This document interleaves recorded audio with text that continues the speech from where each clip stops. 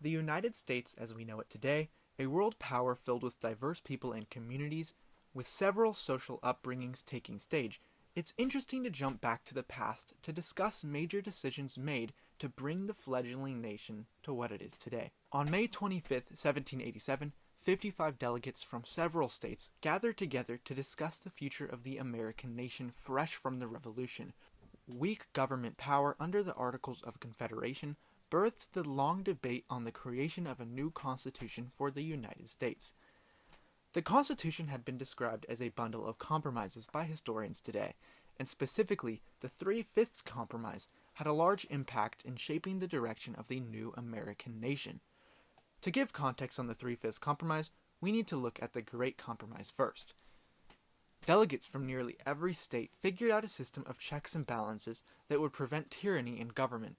A heated split in ideas emerged as they questioned how representation would work among the states in the new government.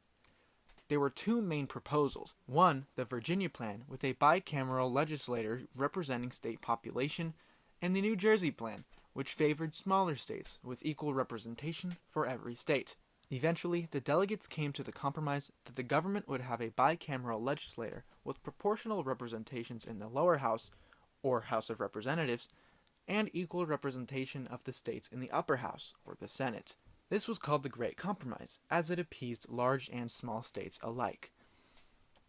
But this wasn't the only problem, because now the issue arose of who was being counted in the state for seats in the House of Representatives. Should slaves count? The South wanted their full slave populations to count as part of their state population in order to score more seats in the House of Representatives, and the North opposed counting slaves to curb the Southern states from gaining power. With no one budging, the only compromise that was met was to grant the Southern states representation for every 3 out of 5 slaves into their total population, heavily boosting their political power, hence the name the Three-Fifths Compromise. The compromise can be found in the final product of the Constitution that later got ratified. It can be seen in Article 1, Section 2, Clause 3 of the United States Constitution, and it states, "Representatives and direct taxes shall be apportioned among the several states which may be included within this Union, according to their respective numbers, which shall be determined by adding to the whole number of free persons, including those bound to service for a term of years, and excluding Indians not taxed, 3/5 of all persons."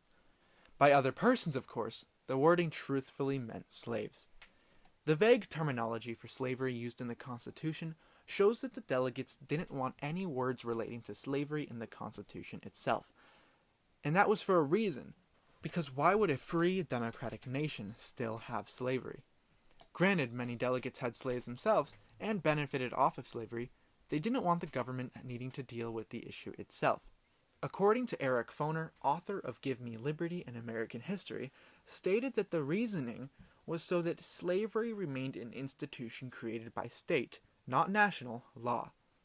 By using this language, we can see today the scars it has in the nation's foundational documents, and even how people can feel left out in this nation in present day. National documents that have historically oppressed minorities remaining as a signature document in history.